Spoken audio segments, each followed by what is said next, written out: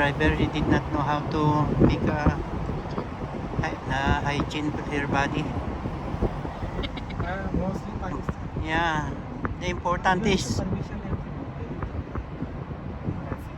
yeah, especially body odor, he did not know how to put na deodorant, no? That's why the Filipina telling the other, once you make a date with a Filipina, that is your last date when you not make a hygiene. Stop. But you bro, no problem, no? You know how to. The others, maybe Pakistan, no? Ano, the other Pakistan.